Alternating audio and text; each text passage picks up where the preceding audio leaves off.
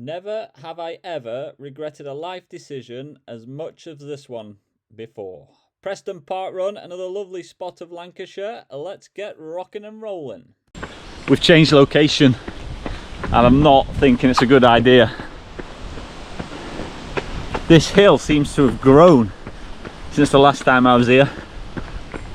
And at 82 kilos, you don't go uphill very fast. So that'll be why my fastest time around here is about 18:15 previously, I think. We start down there, I'm up here, I'll get a blooming nosebleed. It's almost altitude training. But you know what they say, for every uphill, there's a downhill. So we're gonna have to make it up down this, I think. I've actually changed the course slightly since I was last here. So I'll have to follow the first lap for sure. I'm sure I won't be at the front anyway. Anyway, here we go. Let's have a bosh. This is Mr. Cameron Jeffers. I've done quite a few park runs in the past with Cam. He is a semi-professional cyclist turned YouTube sensation with 120,000 plus subscribers. And don't worry, he's not telling me the best way to have a Jimmy Trittle in on the side of a piste here. He's telling me the best way to set up my GoPro.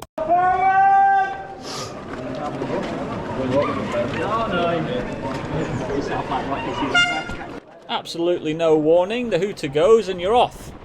I would have preferred a 3-2-1, Mr. Marshall, but nevertheless we're off and running alongside the River Ribble. The weather has finally turned a little bit, it's not too hot, it's actually a lovely temperature for a running, however slightly slippy on the path because it's rained for the first time in 5 weeks. Nice easy start, we're trotting along here, and actually I was thinking this is a little bit too slow for me at the start. I felt like doing an overtake, however I thought, you know what, just sit in, don't blow the back doors off too early and take advantage of just getting dragged along to that first hill. So I decided to slot in behind Mr. Jeffers. He's been doing a lot of running this winter, as you can see he's proudly representing a run club, RCC.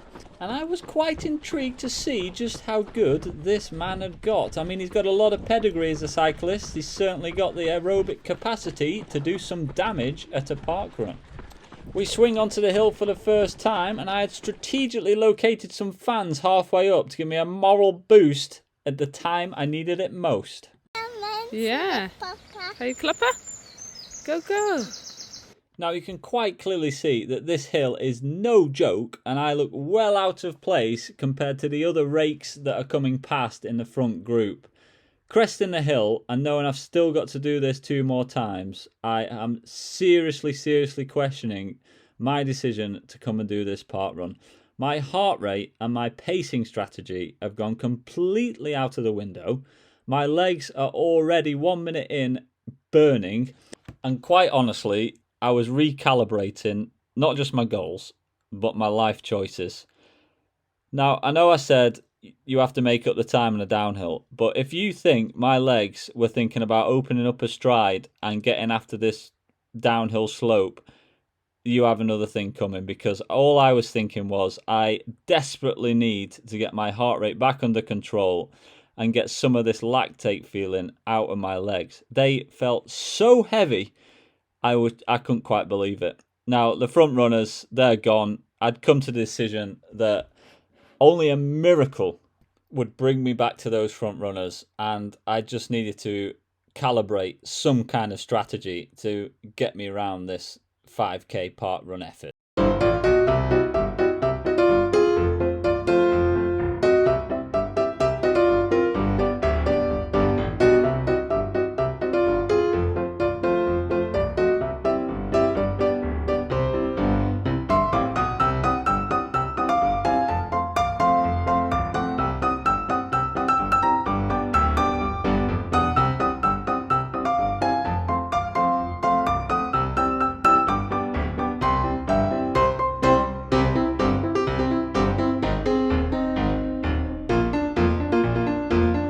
I heard some people behind me, and to be quite honest, I just thought, you know what, boys, just pass me now, because this hill is going to be hell for me. And in we came. Thankfully, the fan club was still there, but I've been passed by 2 more rakes, and this chap had the fuller tyre on, 15 degrees and raining, but those sunnies were not to be left behind. I was resembling the Hunchback of Notre Dame at this point. I was bent over. I just wanted to get up this hill for the love of whatever. But towards the top, they just started to ease away. My hamstrings were burning. My quads were burning now. I couldn't quite believe it, to be quite honest. And once again, I was just in the tank, wondering how the heck I was going to do that again and be able to blooming walk after.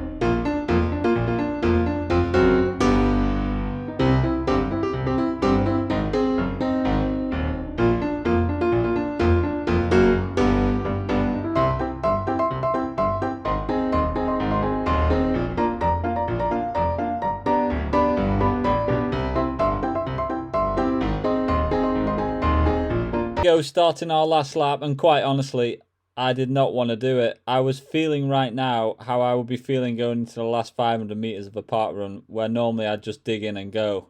But I was staring down the barrel of a whole another lap of 1.6 or 7 kilometers, and that hill to do again. This was gonna be.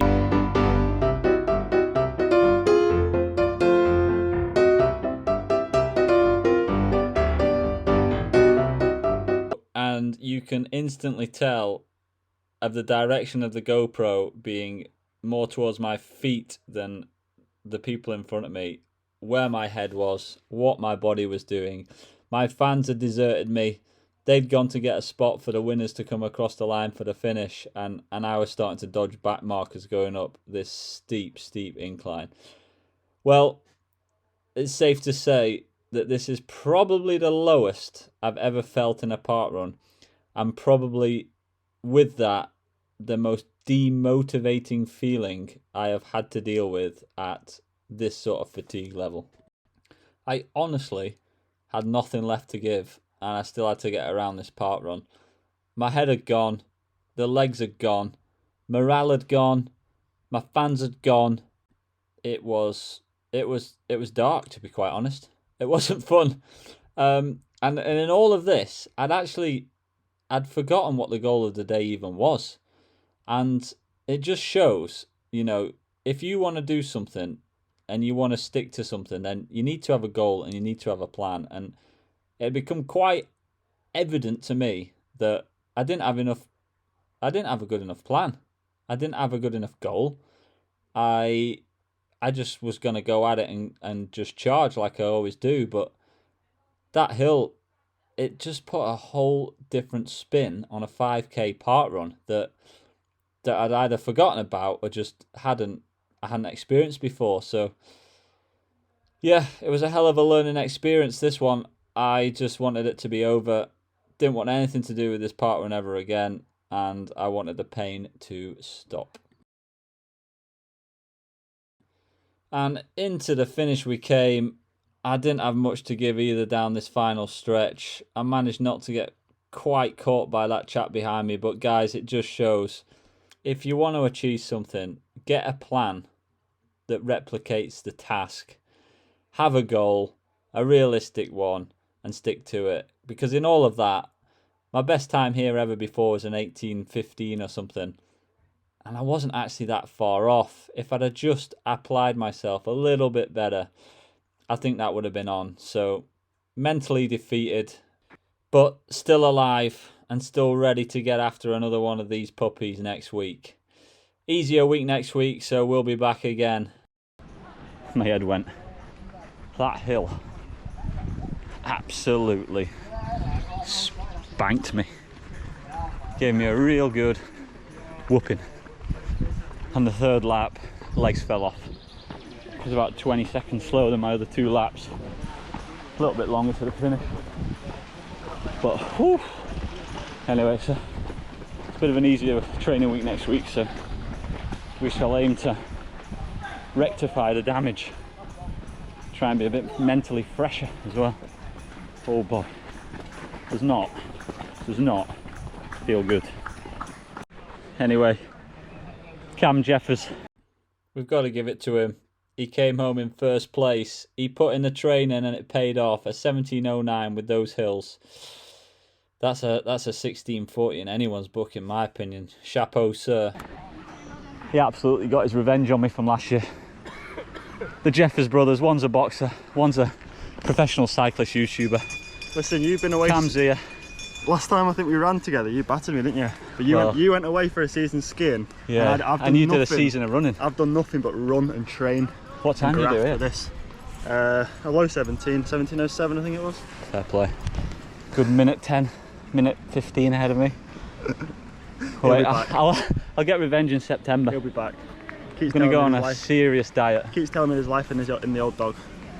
Yeah, that was a few years ago, but I'm not sure about now. Anyway.